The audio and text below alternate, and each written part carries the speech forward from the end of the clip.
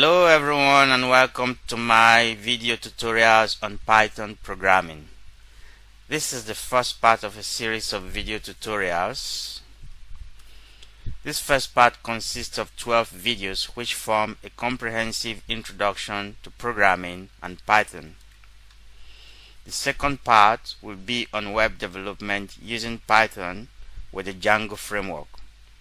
Other parts will follow. My name is Innocent Okoloko and I have been teaching Python programming to undergraduate students for 1 year. Based on my experience, I thought it necessary to make these videos as an alternative and to support the classroom lectures. This video is the course synopsis, which details the contents to be covered in the next 12 video tutorials. Let's get on. This course is based on the textbook Python Crash Course, a hands-on project-based introduction to programming by Eric Mathis. The course covers the first 222 pages of the book. This is a first course in computer programming as a core aspect of software development.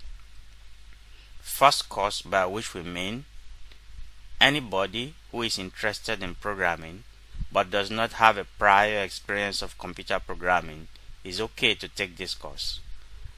That doesn't mean that people who have some experience in programming will not learn one or two things if they also follow along with the course.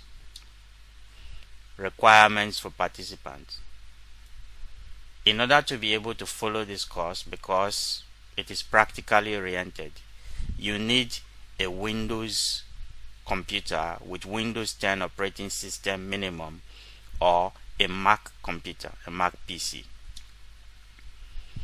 If you do not have access to a computer, it would be nice if you can have a mobile device, an Android phone or tab, an Apple phone or an iPad, so on and so forth, for us to be able to install the mobile version of Python so you can follow along. In addition, we have to do some installation as we progress with the course. At various levels, you may be required to install something that normally requires a good internet connectivity. In addition, although mathematics is not expressly required, but a good knowledge of ordinary level mathematics is desirable if you want to be a programmer. The course is divided into the theory and the laboratory session. I will be taking the theory session of the course, and these are my contact details. I will also be taking the laboratory session of the course. For students who are taking the course at the moment at the university where I'm teaching the course, you will have laboratory sessions that will take place in a lab. But for those who are following online, they may not be able to get into a lab because of this. So your lab is actually a computer or a mobile device that has Python installed inside it. So you don't really need to go to a lab building or a lab center to do the work if you have the systems to do it from wherever you are. Overall course objectives. In this part of the course, we are going to learn setting up Python programming environment on PC and a mobile device. We will also explain and analyze basic problem solving methods as it relates to computer programming and many other subjects. We will explain the concepts of programming and software development. We will explain the basic concepts of Python programming. We will write, run, and troubleshoot programs in Python from simple to complex programs, fairly complex programs. So, At the end of the course, we expect that students should be able to install and configure a Python programming environment on a computer and a mobile device. Participants should be able to explain some of the concepts and terminologies of programming and software development. Identify and analyze problems in our society, in their society, in your society that can be solved by software development. Apply problem-solving skills to develop algorithms to solve a problem. We will learn about what algorithms are in the course of the tutorials. Convert algorithms to computer programs using the Python programming language. Write, run, and debug computer programs in Python. Course content. Introduction to programming, which will be the next video after this. Basic concepts of software development. Analysis of basic problem-solving methods. Python variables and simple data types. Lists and tuple data types. Set, array, and dictionary data types. Control structures 1. Control structures part 2. Functions, classes, files and exceptions, and the final class, chapter 12, will be on code testing. The work plan. For students who are not taking the class in the classroom in the university environment where I'm teaching, this may not concern you so much. So, the methodology we are using for teaching is classical and project-based learning methodologies. When we mean classical, we mean there will be theory sessions in which I will stand in front of the class and teach students face to face using a PowerPoint presentation and a projector that beams it on a projector board. There will also be a whiteboard for writing items on the board where required. As I'm doing a video presentation here, whenever I need to write, I will click on the pen and write something here. So the PowerPoint presentation is actually my whiteboard here. Special emphasis will be placed on the development of guided exercises and application problems.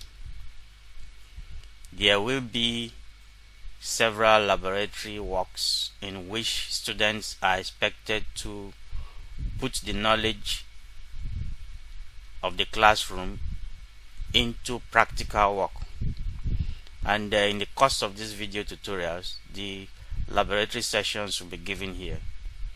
So for the students who are taking the course in the university environment, students are expected to attend the labs. But where computer labs are not available, or students that are following online, you don't need to be in a lab environment. All you need is to use your computer or your mobile device to complete the laboratory sessions and ask questions where you have problems. Send me an email and I can respond to them ASAP, that is as soon as possible. Okay, for students who are taking the course in the university environment, try to meet the deadlines. That's the only requirement. A software design project will be given, possibly a group project where students will be shared into groups and they will work together to solve a programming problem using Python. The deliverables for this, that is what you submit in the course of the project, will be a project summary in a given format in PDF, a PowerPoint presentation just like the one we are doing now, and the program codes in a zip file. The codes will be tested. The code performance the quality of the presentation and the report all together will be evaluated, and the grade associated with the project will be called P. Now these group projects can be exciting, very exciting. Students will learn some skills from this, such skills as communication skills, management skills, how to work together to meet a deadline, just like the way they will do when they are actually working in a real company in the future. They learn the skills from this stage by doing group projects.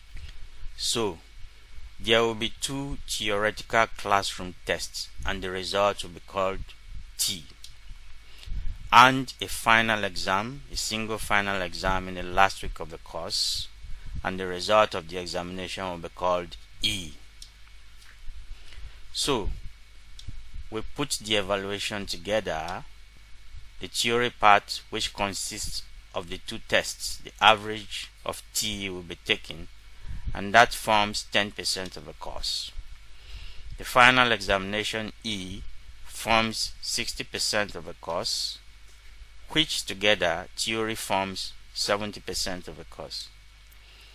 The laboratory stroke project side, which is the practical side, the lab sessions and the project each will constitute 15% of the course, which makes a total of 30%. If we put them together, we get 100% of the total marks to be awarded for the course. So we move on to the recommended textbooks.